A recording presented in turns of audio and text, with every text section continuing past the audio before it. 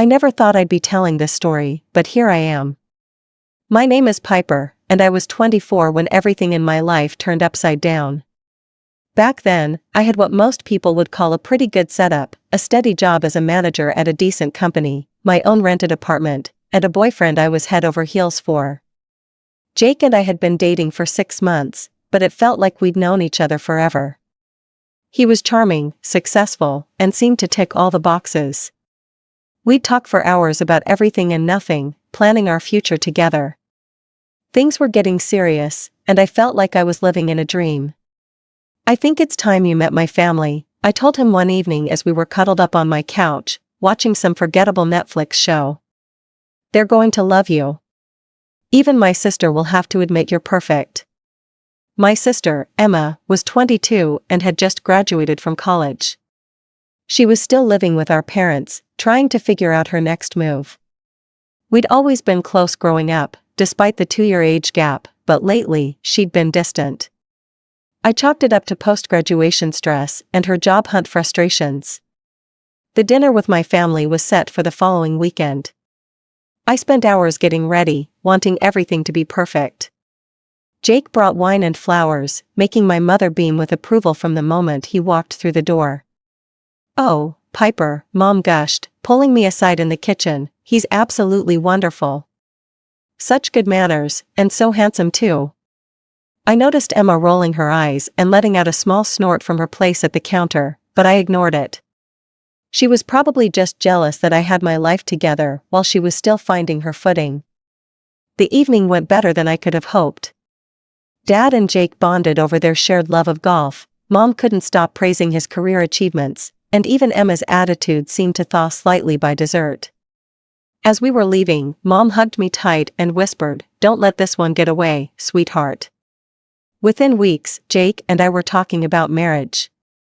It wasn't a traditional proposal, we just kind of fell into the conversation naturally one night over dinner. "We could do it in 6 months, he suggested, reaching across the table to take my hand.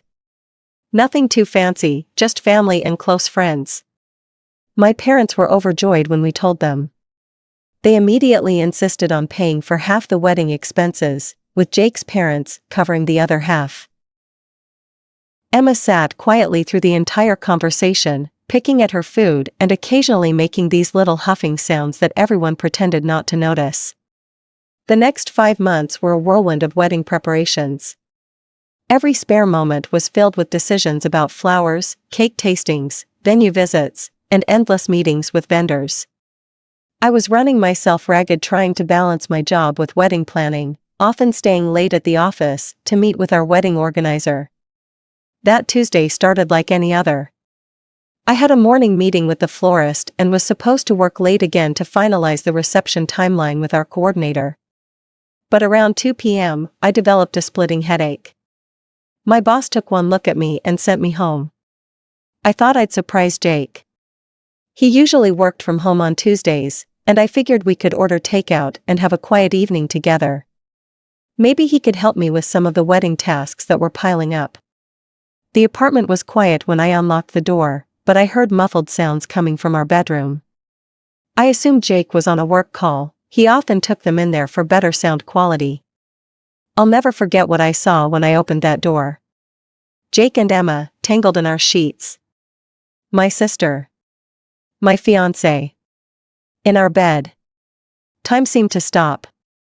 The world narrowed to that single moment, that single image that would be burned into my memory forever. Emma didn't even have the decency to look ashamed. She just stared at me with this almost bored expression, like I was interrupting something trivial.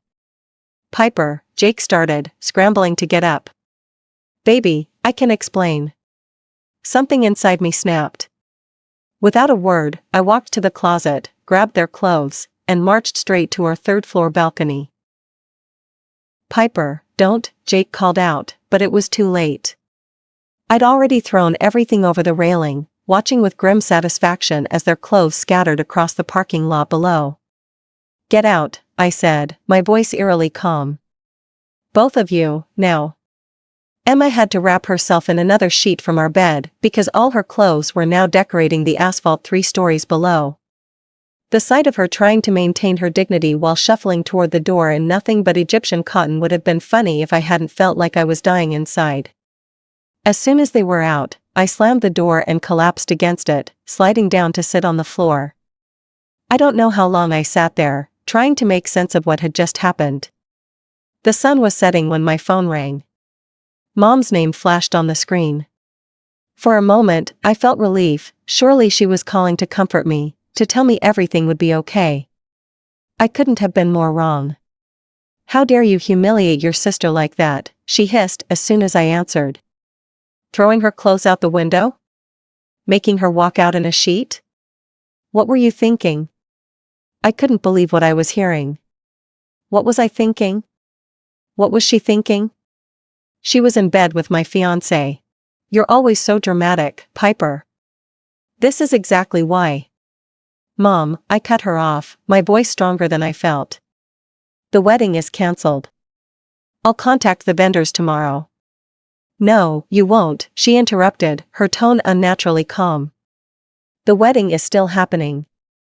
Your father and I talked it over with Jake's parents. We spoke with Jake and Emma too. The wedding will proceed as planned. Emma will take your place." 5 words, 5 simple words that felt like a physical blow. I actually checked to see if I was bleeding. Surely something that painful must leave a mark. "You can't be serious," I whispered. That's insane. You can't just." "We've paid for half this wedding," Mom cut in sharply. "Jake's parents have paid for their half. Everything is booked and paid for. We're not throwing all that money away just because you're having a tantrum." "A tantrum?" My voice rose with each word. "My fiance and my sister were in my bed. How is that a tantrum?" "Piper," she sighed, like I was a child refusing to share my toys, "you need to grow up and stop being so emotional about everything. These things happen." The line went dead. I don't remember much of that night. I know I cried until I had no tears left.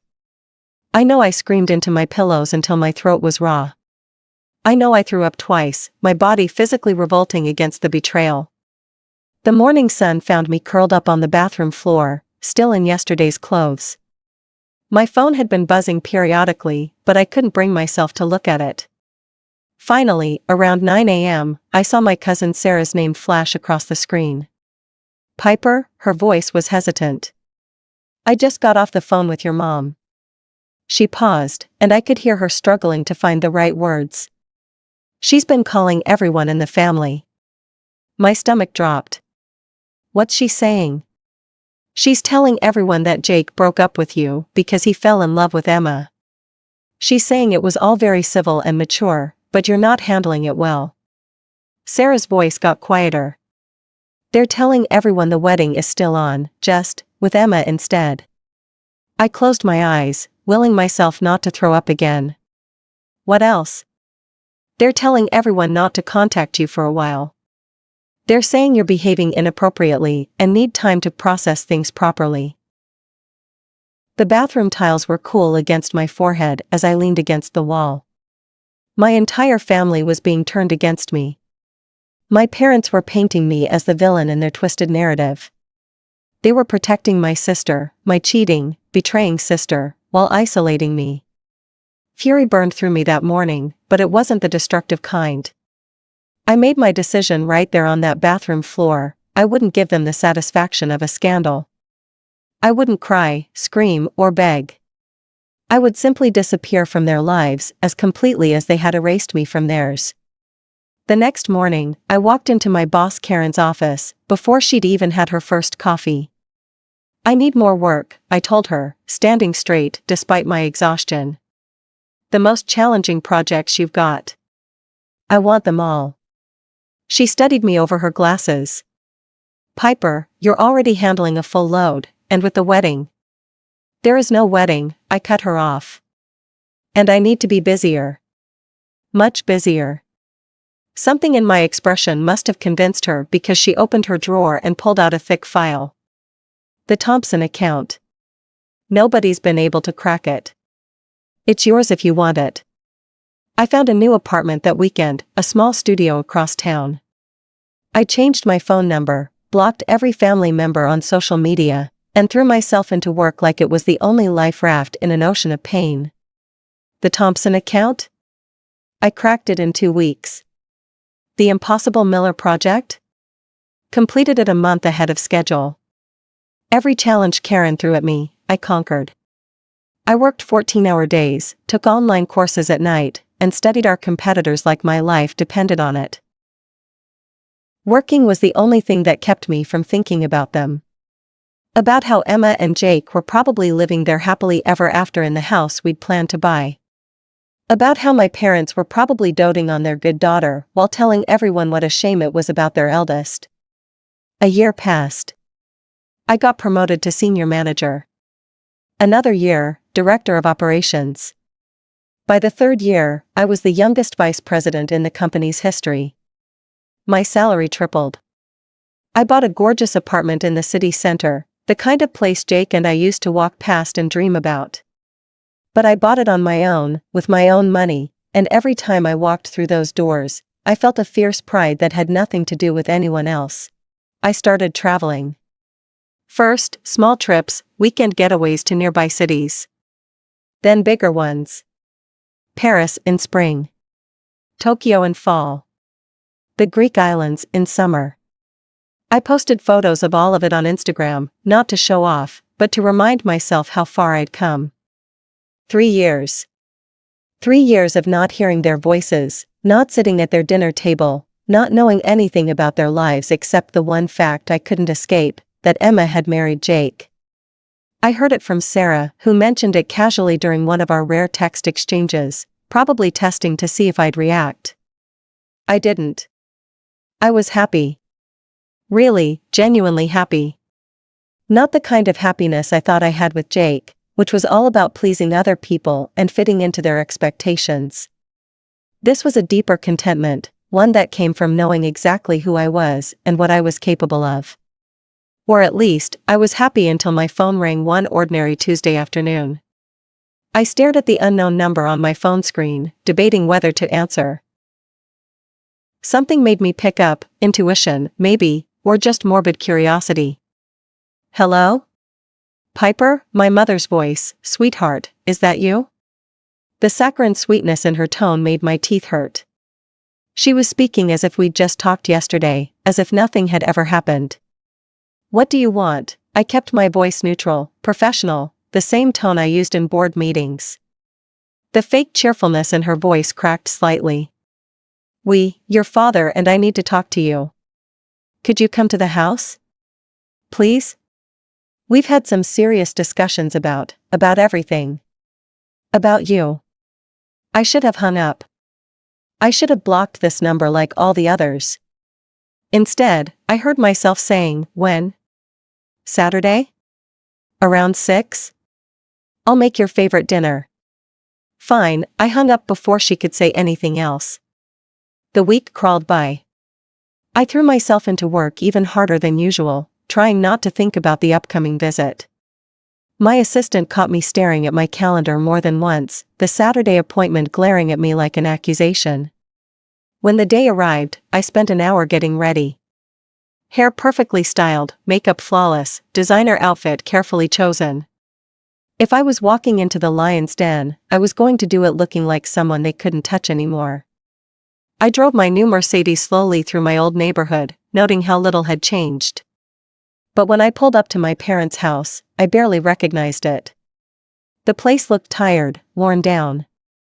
The garden my mother had once prided herself on was overgrown, the paint was peeling, and the front steps needed repair. I didn't bother knocking, this wasn't a social call. The inside of the house hit me with a wave of memories I wasn't prepared for. The same furniture, the same photos on the walls, though I noticed they'd removed all the ones with me in them, even the same smell of Mom's vanilla candles. And there they all were, arranged like some twisted family portrait. My parents, looking older and more tired than I remembered. Emma, with 2 small children clinging to her legs, one looking about 2, the other barely a year old. And Jake, standing beside her with his hand on her shoulder, looking exactly the same except for a slight paunch around his middle. I waited for the pain, for the rage, for any of the emotions that had nearly destroyed me 3 years ago. But there was nothing. They were strangers to me now, as irrelevant as the peeling wallpaper behind them. Emma's eyes ran over my outfit, my bag, my carefully curated appearance. "You look good," she said, envy dripping from every word. I smiled, all teeth. Amazing what you can accomplish when you don't waste time plotting to steal other people's fiancés. "Piper," Mom's voice held that familiar note of disapproval. "Please, everyone, let's just sit down and have a nice dinner." I picked at the overcooked chicken on my plate, not really hungry but needing something to focus on besides the awkward silence around the table. The children, my supposed niece and nephew, were the only ones making any noise, the younger one banging a spoon against his high chair while the older one whined about his peas. Mom cleared her throat. "We've been following your success, Piper. Those photos you post, that apartment of yours looks absolutely beautiful. Right in the heart of downtown, isn't it?" I took a sip of water, not responding. "And your job, Vice President?" "We're all so," she glanced at Emma, who was staring intently at her plate, "so impressed with how well you're doing." "Why am I here?" I put my fork down. "Because I know it's not to discuss my social media posts." Mom's smile faltered slightly. She pushed her food around her plate before speaking again. "Well, you see, things have been a bit difficult lately. Your father, why don't you tell her, dear?" Dad looked older than his years as he spoke. "I lost my job 3 months ago. Budget cuts. After 30 years with the company, I've had to pick up extra shifts at the hospital," Mom jumped in. "Just to keep up with the bills.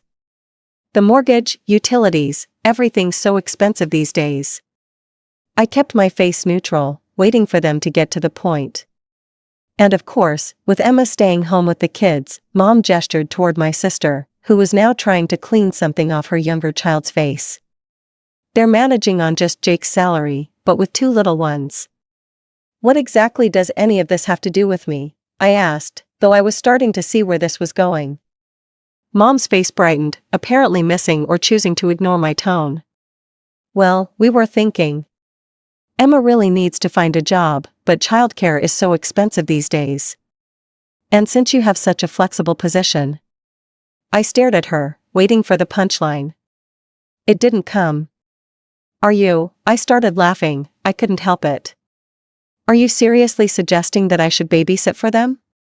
"You have that big apartment," Mom continued enthusiastically. "And I'm sure you could work from home some days. The children are really very well behaved." The 2-year-old chose that moment to throw his sippy cup across the room while screaming at top volume. "This is a joke, right?" I looked around the table. "You're not actually asking me to babysit the children of my sister and my ex-fiancé?" "Well," Dad cleared his throat, "if you're not comfortable with that arrangement, you could help pay for a proper babysitter. Given your salary." I sat back in my chair, genuinely amazed at their audacity. They had ambushed me, invited me here, served me my mother's mediocre cooking, all to ask me to either play nanny to my sister's kids or open my wallet for them. "No," I said, standing up, "absolutely not. I will not be your babysitter, and I will not be your ATM." "Piper," Mom's concerned mask slipped, revealing the anger beneath. "How dare you be so selfish? After everything we've done for you." Dad slammed his hand on the table, making the plates rattle. "You ungrateful, greedy girl. You're sitting there in your designer clothes, living in your luxury apartment, while your sister can barely afford diapers." "My sister's financial situation is not my problem," I said, my voice ice cold. "You all made your choices 3 years ago. You chose her. You chose him. You made it very clear where your loyalties lay. Now you get to live with those choices." I walked out to the sound of their screaming, their voices following me down the driveway. Jake had the sense to stay quiet, but I could hear my parents calling me every name in the book while Emma wailed about her children. I thought that would be the end of it. I was wrong. The next morning, my phone started blowing up with notifications. Mom had posted a lengthy screed on Facebook about her heartless daughter who had forgotten her roots and abandoned her struggling family in their time of need. The comments started rolling in immediately. How could she be so cruel to her own sister? Those poor babies need their aunt. Money changes people. These were coming from relatives who knew what had happened 3 years ago. People who had seen the whole drama unfold. And yet here they were, piling on, sending me private messages about how I needed to get over it and help my family. I blocked them all, every single one. Aunts, uncles, cousins, they disappeared from my social media one by one. I didn't bother explaining or defending myself. They had chosen their side long ago. But my family wasn't done. I was in the middle of a meeting with our biggest client when my assistant burst in, looking panicked. "Ms. Parker, I'm so sorry to interrupt, but your family is in the lobby. Your sister has 2 crying children with her, and your parents are demanding to speak to Mr. Davidson." I apologized to my client and rushed to the lobby. Sure enough, there they were, Mom and Dad making a scene at the reception desk while Emma stood there with both kids, who were screaming their heads off. People were staring. Phones were out, recording. "We demand to speak to whoever's in charge," Dad was shouting. "She can't treat her family this way. We'll see what her boss has to say about this." I walked up to the head of security, Marcus, who was already moving toward the situation. "Those people are not allowed in this building," I said clearly. "Please remove them." I watched as Marcus efficiently cleared them from the lobby, their shouts echoing off the marble floors. He came back to me afterward, looking concerned. "Would you like us to call the police, Ms. Parker?" "No," I said, straightening my jacket, "just make sure they're on the banned list. They're not to be allowed in the building under any circumstances." They didn't stop. Somehow they got my new address. I came home one evening to find them camped outside my building's entrance. Emma was there with the kids again, using them as emotional blackmail while Mom and Dad tried to force their way in behind other residents. "We're not leaving until you help your sister," Mom shouted as I called building security. They showed up at random times after that, pounding on my door, screaming through it about family obligations and what a horrible person I was. I started taking different routes home, varying my schedule, looking over my shoulder everywhere I went. It was when they started contacting my colleagues and business associates that I finally broke. I'd been trying to handle it on my own, thinking they'd eventually give up, but they were escalating instead of backing down. I called my cousin Sarah, who'd remained neutral through everything, and asked for a recommendation. "I know a great lawyer," she said. "She handles family cases, restraining orders, that sort of thing. Her name's Michelle Torres." Michelle turned out to be exactly what I needed, tough, practical, and completely unfazed by family drama. She helped me organize everything, screenshots of every message, security footage from my building and office, witness statements from my doorman and colleagues, copies of their social media posts, records of every attempt they'd made to contact me after being told to stop.